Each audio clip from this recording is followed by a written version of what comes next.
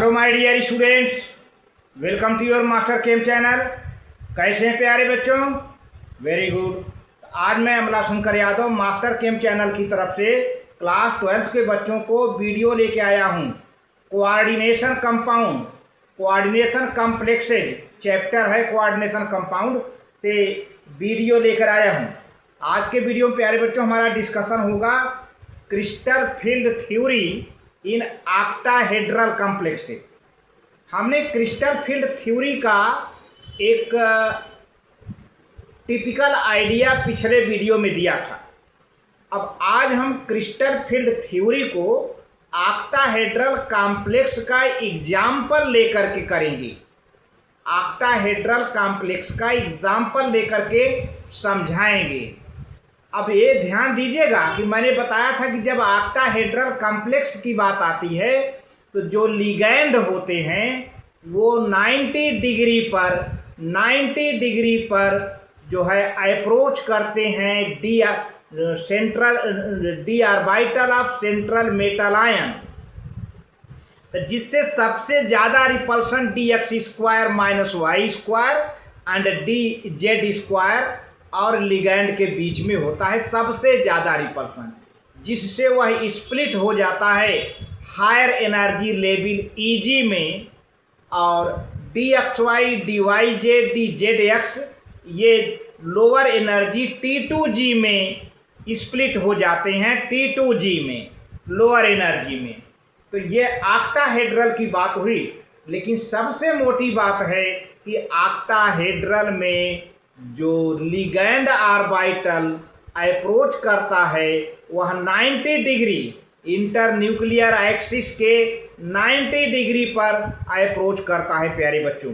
तो चलते हैं इंटर न्यूक्लियर एक्सिस के नहीं, ऑर्बिटल के 90 डिग्री पर वो अप्रोच करता है। तो चलते हैं, देखते हैं इस कॉम्प्लेक्स को लेकर के। हाँ तो प्यारे बच्चों, ये क्लास 12th है, लेक्चर नंबर 31 है। जो चैप्टर का नाम है कोऑर्डिनेशन कंपाउंड चैप्टर का नाम है, और जो हमारा टॉपिक चल रहा है crystal field theory for octahedral complexes. इसको ऑक्टाहेड्रल कॉम्प्लेक्स को लेकर के हम डिस्कशन कर रहे हैं। अभी टेट्राहेड्रल का डिस्कशन नहीं कर रहा हूँ। इसी क्रिस्टल फील्ड थ्योरी, इसी CFT का डिस्कशन हम ऑक्टाहेड्रल कॉम्प्लेक्स में केवल करेंगे। टेट्राहेड्रल के लिए हम CFT का अलग से वीडियो देंगे। तो CFT का ऑक्टाहेड्रल के लिए वीडियो है प्यारे बच्चों। तो आप कॉपी कलम लेके बैठ जाएं, एक एक पॉइंट को नोट करिए। देखिए, पहला पॉइंट है representing the ligands bye small negative charge. जो लिगैंड्स हैं उनको एक स्मॉल निगेटिव चार्ज में दिखाते हैं। देखिए ये सब लिगैंड हैं, ये देख रहे हैं, ये लिगैंड है। ऑक्टाहेड्रल का कोऑर्डिनेशन नंबर 6 होता है, 1 2 3 4 5 6। मतलब ये सेंट्रल मेटल है, सेंट्रल मेटल से 6 कोऑर्डिनेट बांड बनते हैं। 6 ये सेंट्रल मेटल है, देख रहे हैं सब सेंट्रल मेटल है, 6 कोऑर्डिनेट बांड बन रहा है, ये प्लस है सेंट्रल मेटल। तो ये जो पॉइंट चार्ज हैं, जो लिगैंड पॉइंट निगेटिव चार्ज हैं, देखिए 1 2 3 4 5 6, ऑक्टाहेड्रल के लिए 6 है। तो representing the ligand by small negative charges, यहाँ स्मॉल निगेटिव चार्जेज हैं भाई। And the metal ion as a positive charge, metal ion को पॉजिटिव चार्ज से दिखाया गया है। The geometry of octahedral complexes में बी रिप्रेजेंटेड हियर। तो ऑक्टाहेड्रल कॉम्प्लेक्स की ज्योमेट्री यहाँ दिखाई गई है। The negative charge lie along the x, y and z axis. जो निगेटिव चार्ज है x, y और z एक्सिस पर हैं। ये देखिए x एक्सिस है, ये y एक्सिस है और ये z एक्सिस है। उस एक्सिस के एलॉन्ग निगेटिव चार्ज दिखाया गया है। ये डायग्राम है, देखिए octahedral geometry with negative charges representing ligands and positive charge representing the central metal ion, ये है। तो आप इसका जो है इसको आप नोट कर लें, इसका शॉर्ट स्क्रीन भी ले सकते हैं। आगे बढ़ता हूँ, ठीक है। ये ऑक्टाहेड्रल के लिगैंड और मेटल को रिप्रेजेंट करने का तरीका है, ठीक है। ये मेटल है और निगेटिव चार्ज में लिगैंड हैं। ठीक है, चलिए अब प्यारे बच्चों, चूंकि डी ऑर्बिटल के 5 ओरिएंटेशन होते हैं। डी ऑर्बिटल देखिए यहाँ पर जब डी ऑर्बिटल की बात करते हैं तो डी ऑर्बिटल प्यारे बच्चों 5 टाइप का होता है। आप देखे हैं ये 5 टाइप का डी ऑर्बिटल होता है, पांचों का 5 टाइप का ओरिएंटेशन होता है। ध्यान दीजिए, तो देखिए यहाँ पे पांचों है 1 2 3 4 5। The shapes of d orbital are as follow, x y d x y. D x y का मतलब between x and y axis. ये जो ऑर्बिटल होंगे एक्स और वाई के बीच, बिटवीन में होंगे, बीच। ये एक्स एक्सिस है और ये वाई है, तो एक्स और वाई के बीच में है, तो इसको डी एक्स वाई कहते हैं। अगला है डी एक्स जेड, मतलब एक्स और जेड के बीच में, इसको एक्स मान लें, चूँकि एक्स जेड है, इसमें वाई गायब है तो इसको हम जेड मान लेते हैं, एक्स और जेड के बीच में है। अब अगला है फिर वाई जेड, तो हम एक वाई मान लेते हैं, इसमें एक्स गायब है तो एक्स को हम हटाई देते हैं, 2 एक्सिस बनाते हैं, ये वाई बना लेते हैं और ये जेड बना लेते हैं। वाई और जेड के बीच में देखिए, वाई और जेड के बीच में रहेगा। तो ये तीनों ऑर्बिटल जो है एक्सिस के बीच में हैं, एलांग एक्सिस नहीं है, ध्यान दीजिएगा, एक्सिस के बिटवीन हैं। एक्सिस के, चाहे एक्स वाई हो, चाहे वाई जेड हो, चाहे जेड एक्स हो, एक्सिस के बीच में है ये तीनों डी ऑर्बिटल। लेकिन 2 ऑर्बिटल और बचते हैं, ये एलांग एक्सिस हैं, d x square minus y square. देखिए एक्स है और वाई है, बिल्कुल एक्स पर पड़ रहा है, ध्यान दीजिए, बिल्कुल एक्स पर पड़ रहा है प्यारे बच्चों, और दूसरा है वाई पर पड़ रहा है। तो ये एलांग एक्सिस हैं, बिटवीन नहीं है, बिटवीन ये तीनों हैं, ये एलांग एक्सिस है। पहले इसको समझना बहुत ज़रूरी है, तभी आप स्प्लिटिंग समझेंगे, इस क्रिस्टल फील्ड स्प्लिटिंग थ्योरी जो है। अब पांचवा है D Z square, Z axis के एलांग हैं, जेड एक्सिस के एलांग है। अब इसके चारों ओर एक रिंग है, ये रिंग प्यारे बच्चों इलेक्ट्रॉन का इतना तेज स्पिनिंग है इसके चारों ओर कि एक क्लाउड बन गया है, इलेक्ट्रॉन का रिंग बन गया है इस डी जेड स्क्वायर के चारों ओर। गोलाई में इतनी तेजी से वह चक्रण कर रहा है, स्पाइनिंग कर रहा है कि एक इलेक्ट्रॉन क्लाउड का रिंग बन गया है। तो ये डी जेड स्क्वायर है प्यारे बच्चों, जो एलांग जेड स्क्वायर माने एलांग जेड पर है, जेड एक्सिस के बिल्कुल एलांग है। तो ये पांचों आपने समझ लिया। 5 में से 3 ऐसे हैं जो कि बिटवीन एक्सिस हैं, 2 ऐसे हैं जो कि एलांग एक्सिस हैं। अच्छा, अब आप देखिए होता क्या है भाई, जब लिगैंड क्या है, लिगैंड का ऑर्बिटल उसका इलेक्ट्रॉन और सेंट्रल मेटल के डी ऑर्बिटल के इलेक्ट्रॉन, और इलेक्ट्रॉन निगेटिव होते हैं। जब दोनों पास में पहुंचेंगे तो दोनों के बीच में क्या होगा, रिपल्सन होगा। अब देखना है कि लिगैंड किस तरह से पहुंच रहा है, कैसे अप्रोच कर रहा है, 90 डिग्री के एंगल पर अप्रोच करेगा। ये मतलब देखिए ये ऑर्बिटल है ना, ऐसे 90 डिग्री के एंगल पर पहुंचेगा तो बहुत ज़्यादा रिपल्सन होगा। तो देखिए as the ligand approach the metal ion, जैसे ही लिगैंड मेटल आयन के डी ऑर्बिटल के पास पहुंचता है तो there is repulsion between ligand and d orbital. तो लिगैंड और डी ऑर्बिटल के बीच में, चूंकि दोनों में इलेक्ट्रॉन होते हैं, लिगैंड में भी है डी ऑर्बिटल में, दोनों के बीच में क्या शुरू हो जाता है, रिपल्सन शुरू हो जाता है। Thereby raising their energy relative to that of the free ion. तो प्यारे बच्चों इससे क्या होता है, जब देखिए जब रिपल्सन की बात आएगी तो आप समझिए एनर्जी इंक्रीज होगी, जब रिपल्सन की बात होगी एनर्जी इंक्रीज होगी, और जब अट्रैक्शन की बात होगी एनर्जी डिक्रीज होगी। तो यहाँ पर देखिए रिपल्सन हो रहा है, तो repulsion between ligands and d orbitals thereby raising their energy relative to that of the free ion.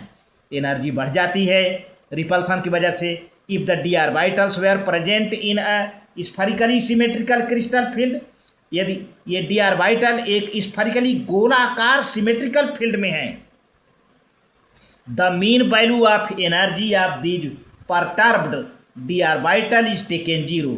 उस समय प्यारे बच्चों डी ऑर्बिटल की जो वैल्यू होती, एनर्जी की वैल्यू होती है उससे 0 रखा जाता है और डीजेनरेट ऑर्बिटल होते हैं। पांचों ऑर्बिटल के एनर्जी बिल्कुल इक्वल होते हैं।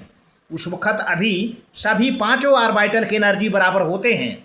And this is sometimes called as barycentre, और इसको हम बेरी सेंटर के नाम से जानते हैं। बेरी सेंटर क्या है भी दिखाते हैं बना करके। अब तीसरा पॉइंट है dx² - y², देखिए ये है। And z² orbitals have lobes along the axis. आप देखो dx², y², dz² का जो लोब है, जो इनके लोब ऑर्बिटल के लोब हैं एलॉन्ग एक्सिस हैं। समझते चलिए मामला, along axis, hence they point towards the ligand, इसलिए ये लिगैंड की तरफ इनका हेड है। इनका लोब बिल्कुल लिगैंड के सामने है, बिल्कुल लिगैंड के सामने है। Because in octahedral complexes the ligand orbital approach to metal d orbital at 90 degree angle. बात आ गई ना। तो अब ये लिगैंड ऑर्बिटल आएगा तो 90 डिग्री का एंगल बनाएगा, तो सबसे ज़्यादा इनके बीच में रिपल्सन होगा। ये जो सामने है ना, ये थोड़ा सा यहाँ पे बन गया, ऐसे बना दिया जाए, इसके बीच में सबसे ज़्यादा रिपल्सन होगा क्योंकि एलॉन्ग एक्सिस है। तो एलॉन्ग, तो अब ये यहाँ पर नोटिस करने की बात है कि ऑक्टाहेड्रल में ये कई बार ऑब्जेक्टिव में आ चुका है, IIT JEE में आ चुका है, ये तो आपका 12th क्लास है। तो 90 डिग्री पर ऑक्टाहेड्रल में लिगैंड ऑर्बिटल अप्रोच करता है, जिससे इसमें तो नहीं, अब ये तो बीच में है ना, अब लिगैंड ऐसे आएगा तो इसमें रिपल्सन कम होगा। देखिए ये ऐसे हो जा रहा है, लिगैंड के सामने देखिए हेड टू हेड पड़ रहा है, इसमें ज़्यादा रिपल्सन हो जाएगा। Hence dx² - y² dz² feel experience more repulsion and their energy is increase. बहुत सही बात। तब जो बिल्कुल सामने से आएगा, इस लोब के सामने से आएगा, इसके बीच में बहुत ज़्यादा रिपल्सन होगा, अब इसकी एनर्जी खूब बढ़ जाएगी। वही काम इसका भी होगा, जिसके सामने से आएगा इसको ऐसे हम रख दें तो काफ़ी एनर्जी बढ़ जाती है। And their energy is increase fair as the lobes of dxy dxy dxz dyz orbital feel less repulsion. और वहीं पर देखा जाती है जो तीनों ऑर्बिटल हैं, जैसे अब ऐसे लिगैंड का ऑर्बिटल आ रहा है, सामने तो y एक्सिस पड़ रहा है, सामने x एक्सिस पड़ रहा है, इन सब कोई लोब तो पड़ नहीं रहा है, इनमें रिपल्सन कम होगा, ये बच जा रहे हैं। देखिए ऐसे ऐसे हैं, है ना, स्लांट है ये, तो बिल्कुल सामने कोई ऑर्बिटल का लोब नहीं पड़ रहा है, तो इन सब में रिपल्सन कम होगा, जिससे इनकी एनर्जी कम हो जाती है। तो feel less repulsion and due to their orientation, अपने ओरिएंटेशन के कारण, का ओरिएंटेशन इसी तरह का है कि बिटवीन एक्सिस है ना, इनका ओरिएंटेशन बिटवीन एक्सिस है, इसलिए इनका रिपल्सन तीनों का कम होता है। और and mode of approach of ligand orbital at 90 angle in the octahedral complexes, इनका एनर्जी कम हो जाता है। तो आप इसको नोट कर लीजिए, आप इसको नोट कर लें भाई। where as the lobes of dxy dxz dyz orbital feel less repulsion due to their orientation and mode of approach of ligand orbital at 90 degree angle in the octahedral। Octahedral में बताया जा रहा है कि ligand का जो attack करने का मोड है वो 90 डिग्री पर अटैक करता है, इसलिए इन दोनों के बीच में रिपल्सन ज़्यादा होता है, इन दोनों की एनर्जी बढ़ जाती है, इन तीनों के बीच में रिपल्सन कम होता है, इन तीनों की एनर्जी घट जाती है। और जब घट जाती है तब डीजेनरेसी खत्म हो जाती है और ये स्प्लिट होकर अलग हो जाते हैं। वही दिखाया जा रहा है आगे के पेज में, पहले आप इसको नोट कर लें, ठीक है। अब देखिए प्यारे बच्चों, यहाँ पर देखिए आ रहा है ये लिगैंड, ये dx² और y² ऑर्बिटल है जो कि एलॉन्ग एक्सिस है, एलॉन्ग एक्सिस है। अब ये लिगैंड का ऑर्बिटल है, ध्यान दीजिए, प्लस करके लिगैंड का ऑर्बिटल बिल्कुल 90 डिग्री के बाहर आ रहा है। देखिए इसके बिल्कुल 90 डिग्री के जो है ना, 90 डिग्री आ रहा। अब क्या करेगा, इन दोनों के बीच में क्या होगा, रिपल्सन होगा, बिल्कुल रिपल्सन होगा। और जब रिपल्सन होगा तो बहुत ज़्यादा इसकी एनर्जी बढ़ जाएगी, ठीक है। इसी तरह से इसको थोड़ा सा हम ऐसे बना दे रहे हैं, ये देखिए ये ऐसे है। अब लिगैंड ऐसे आ रहा है 90, इसको थोड़ा आप वर्टिकली कर दीजिए, तो अब 90 डिग्री पे आ रहा है, बहुत ज़्यादा रिपल्सन होगा, इसकी भी एनर्जी बढ़ जाएगी। इसको ऐसे न बनाकर आप ऐसे बना लो, ये ऐसे ऐसे ऐसे, और ये लिगैंड ऑर्बिटल है 90 डिग्री को कंसीडर कर देते हैं, 90 डिग्री पर है, ये बहुत ज़्यादा रिपल्सन होगा, इसकी भी एनर्जी बढ़ जाएगी प्यारे बच्चों, एनर्जी इसकी बढ़ जाएगी। तो इसी तरह से देखते हैं कि इनका मोड ऑफ जो अप्रोच है वो 90 डिग्री पर है, और dx² y² ऑर्बिटल और dz² ऑर्बिटल में रिपल्सन ज़्यादा होता है। तो दीज ऑर्बिटल्स है more repulsion and more energy and splitted into e g set. E g set माने क्या? Higher energy set, higher energy orbital set e g set है in octahedral complexes which higher energy set, which is higher energy set. अभी दिखाएंगे, देखिए easy set है ना, ये ऊपर की ओर हायर एनर्जी सेट है। लेकिन वहीं पर देखें अब ये dxy dxz dyz, इसमें लिगैंड कैसे आ रहा है? यहाँ भी 90 आ रहा है भाई, तो 90 या चूँकि ऑक्टाहेड्रल है तो 90 तो आएगा सब में। अब देखिए यहाँ पर ये ऑर्बिटल बच गया, इस पर आ रहा है, ऐसे निकल जाएगा, इसे ऐसे करके निकल जाएगा। अब ये दोनों ऑर्बिटल जो बच जा रहे हैं, ये दोनों ऑर्बिटल बच जा रहे हैं, ऐसे आ रहा है ना, इस एक्सिस के ऐसे आ रहा है, तो इसमें रिपल्सन कम होगा, रिपल्सन कम होगा। जब रिपल्सन कम होगा तो एनर्जी कम हो जाएगी। तो these orbitals have less repulsion and less energy and thus splitted into T2G set. T2G set माने क्या? T2G सेट का मतलब क्या? Lower energy set. कितने हो गए? 1 2 3 है ना, तीनों है। शुरू में तो पांचों के एनर्जी बराबर होते थे, तो जब बराबर होते थे पांचों की एनर्जी तो पांचों को डिजेनरेट ऑर्बिटल कहते थे। लेकिन जब लिगैंड आने लगा प्यारे बच्चों तो रिपल्सन शुरू हो गया। अब रिपल्सन सबसे ज़्यादा इन दोनों में हुआ, dx² -y² और dz² बिटवीन लिगैंड के बीच में, जिससे ये स्प्लिट हो करके अलग हो गए, ये अलग हो गए, और एनर्जी इनकी डिफरेंट हो गई और डिजेनरेसी खत्म हो गई। तो these orbitals have less repulsion and less energy and thus splitted into T2G set which is lower energy set in octahedral complexes. अब देखिए यहाँ पर बना हुआ है, ध्यान दीजिए, यहाँ पर एक टिपिकल डायग्राम बना हुआ है, बहुत ध्यान से देखिएगा।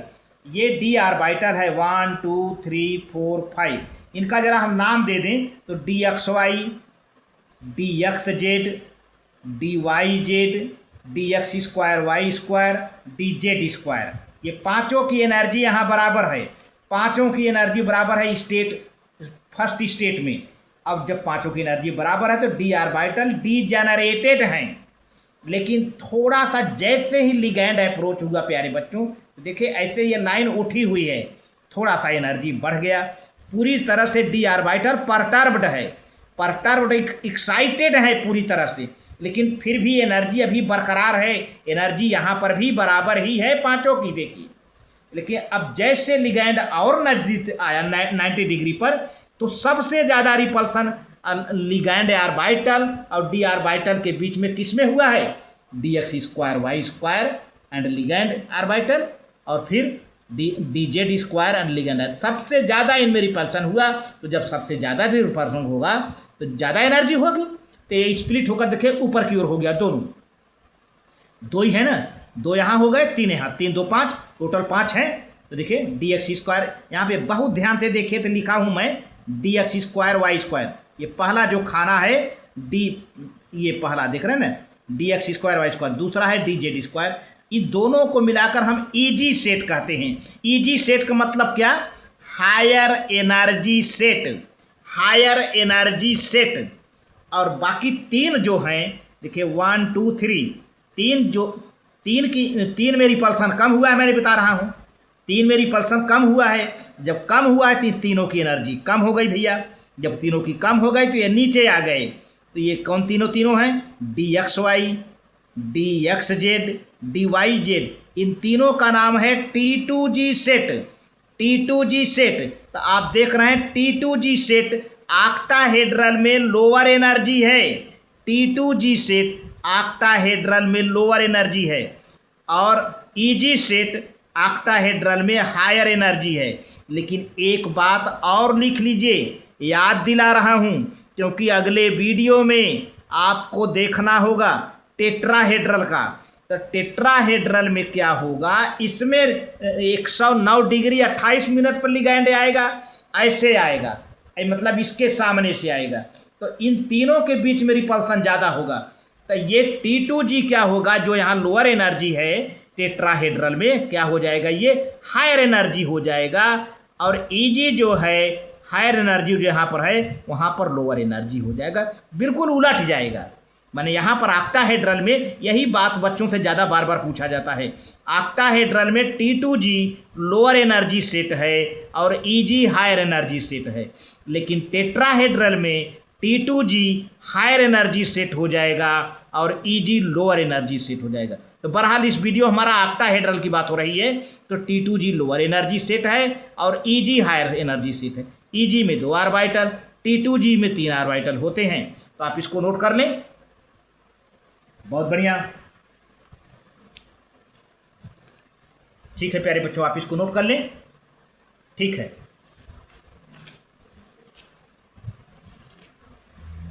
अब देखिए, the difference of energy between the two sets of the d orbital is called crystal field splitting energy. दोनों एनर्जी सेट के बीच का जो एनर्जी डिफरेंस है उसको कहते हैं क्रिस्टल फील्ड स्प्लिटिंग एनर्जी, जिसका कैलकुलेशन हम अगले वीडियो में देंगे। और crystal field stabilisation energy CFSE, दोनों, चूँकि भाई दोनों का सेट अलग अलग हो गया, अब दोनों के एनर्जी में अंतर है, डिफरेंस है। And it is represented by symbol delta O। Delta O का मतलब O फॉर ऑक्टाहेड्रल, यानी crystal field splitting energy of octahedral for octahedral. अगर टेट्राहेड्रल होगा तो यहाँ T लगा रहेगा, ठीक है।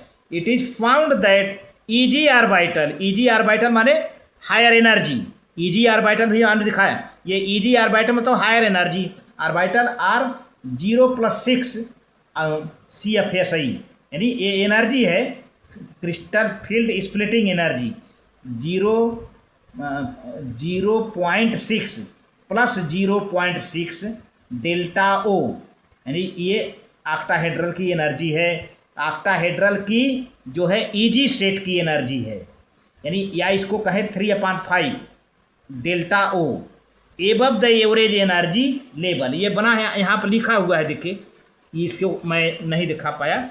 देखिए ये जो लाइन है बेरी सेंटर है, बिल्कुल जो है यहाँ पर एनर्जी कांस्टेंट 0 लिया जाता है। अब इसके ऊपर चूँकि इसकी एनर्जी बढ़ गई तो 0.6 डेल्टा O बना हुआ है। बहुत ध्यान से देखिए, डेल्टा का चिन्ह O है और नीचे -0.4 डेल्टा O है। यहाँ पर आप नोट कर सकते हैं, मैं बता रहा हूँ, विजिबल कम है, -0.4, ये जो लोअर एनर्जी के हैं।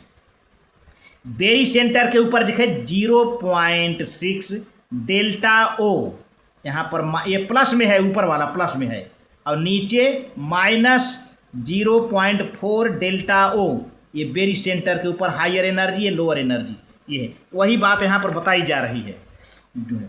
तो it is found that EG orbital are plus 0.6 delta O। अभी आपको मैंने दिखाया हूँ डायग्राम में, या इसको 3/5 कर सकते हैं।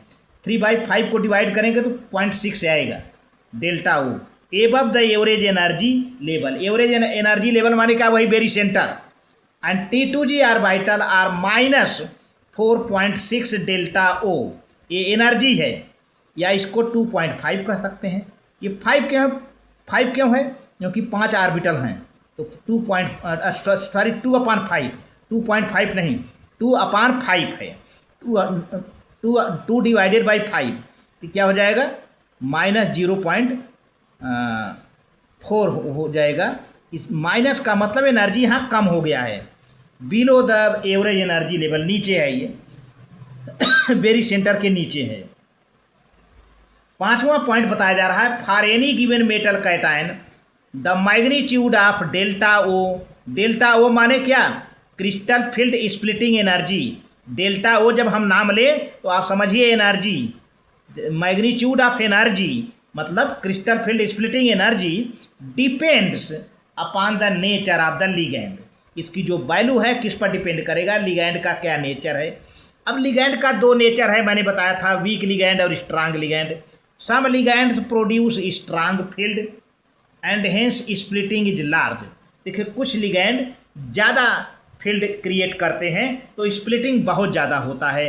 Where as some other ligand produce weak field and hence they result small splitting of the d orbital. Experimentally observed value of the some of the ligands in the increasing order. यहाँ पे देखें कुछ ligand हैं जो कि उनका nature जो है इंक्रीजिंग ऑर्डर में है। ये सबसे वीक लिगैंड हैं और लास्ट में सबसे स्ट्रांग लिगैंड है। ध्यान दीजिए, ये वीक से चलते हैं और स्ट्रांग की ओर। जैसे जैसे हम राइट की ओर लेफ्ट से राइट की ओर बढ़ेंगे ये लिगैंड स्ट्रांग होते जाएंगे।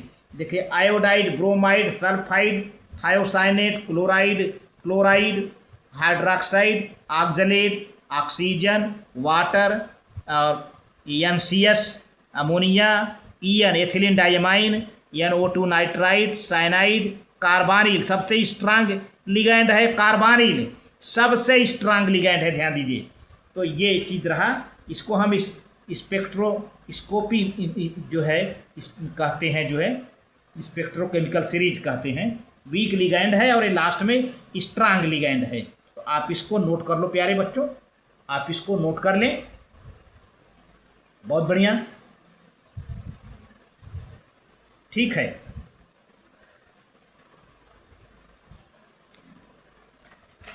अब देखिए यहाँ पर पूरा अच्छे से मैं दिखा दिया हूँ। ये d orbital in free ion है, ये पांचों ऑर्बिटल है, पांचों ऑर्बिटल की एनर्जी बराबर है। इसको डीजेनरेट ऑर्बिटल कहते हैं। जैसे ही लिगैंड पहुंचा है थोड़ी सी एनर्जी जो है बढ़ी है, बट फिर भी पांचों ऑर्बिटल की एनर्जी अभी बराबर हैं। Average energy of d orbital in the spherical crystal, बिल्कुल स्फेरिकल रूप ले लिया है, स्टेट 2। लेकिन इसके बाद जैसे ही लिगैंड और बिल्कुल पास में पहुंचा है ये स्प्लिट हो गए, टूट गए हैं, अलग अलग हो गए हैं। ये हाइयर एनर्जी के ऑर्बिटल, ये लोअर एनर्जी के ऑर्बिटल। ये हाइयर एनर्जी का ऑर्बिटल कौन है, dx square y square dz square. क्यों हाइयर के हो गए, क्योंकि इन डी ऑर्बिटल के बीच और लिगैंड ऑर्बिटल के बीच बहुत ज़्यादा रिपल्सन हुआ था, और बहुत ज़्यादा रिपल्सन होने के कारण ये हायर एनर्जी वाले ऑर्बिटल ईजी सेट में अलग हो गए, हायर एनर्जी ले, और इनके बीच में रिपल्सन कम हुआ था 90 डिग्री होने के कारण। ये तीनों लोअर एनर्जी के हो गए। और ये देखिए यही एनर्जी है, बेरी सेंटर बिल्कुल कांस्टेंट एनर्जी चली आ रही है, यही एनर्जी की लाइन चली आ रही है, कांस्टेंट है। इससे इतना उठा, इससे इतना नीचे कम हुआ। तो इन दोनों के बीच का एनर्जी डिफरेंस है जो है, या आपको कैलकुलेट करके दिखाना पड़ेगा, ठीक है ना। ये जो है एनर्जी डिफरेंस है। तो अब ये कितना है भाई, इसका प्लस 0.6 डेल्टा ओ माने CFSI, crystal field splitting energy है ये, या 3/5 लिख सकते हैं। और यहाँ पर क्या है, माइनस का मतलब एनर्जी घट रही है, 0.4 delta O octahedral, O for octahedral, या -2/5 डिवाइड करेंगे तो यही आएगा वैल्यू, देख रहे हैं ये, तो ये है। तो बेरी सेंटर क्या चीज़ होता है, बेरी सेंटर आप समझ लीजिए, barycentre average energy level of 5d orbital in degenerated condition. Degenerated condition में जो डी ऑर्बिटल के एवरेज एनर्जी लेवल थे, कांस्टेंट थे, उसको बेरी सेंटर कहते हैं, या जीरो एनर्जी या मीन एनर्जी, कांस्टेंट एनर्जी कहते हैं। तो इस तरह से splitting of d orbital in octahedral crystal field last में एक डायग्रामेटिक रिप्रेजेंटेशन हमने दिया है। ये T2G सेट के हैं, T2G सेट के तीन हैं। ये ऑक्टाहेड्रल में लोअर एनर्जी के, ध्यान दीजिए, ऑक्टाहेड्रल में T2G क्या है, लोअर एनर्जी में, और EG क्या है, हायर एनर्जी में। लेकिन जब हम टेट्राहेड्रल पढ़ाएंगे प्यारे बच्चों, ये T2G क्या हो जाएगा, ये हाइयर एनर्जी का हो जाएगा, और EG क्या हो जाएगा, ये लोअर एनर्जी। मतलब ये नीचे आ जाएगा और ये ऊपर हो जाएगा टेट्राहेड्रल में, लेकिन अभी ऑक्टाहेड्रल में यही है, तो आप इसको नोट कर लें। बहुत बढ़िया, ठीक है।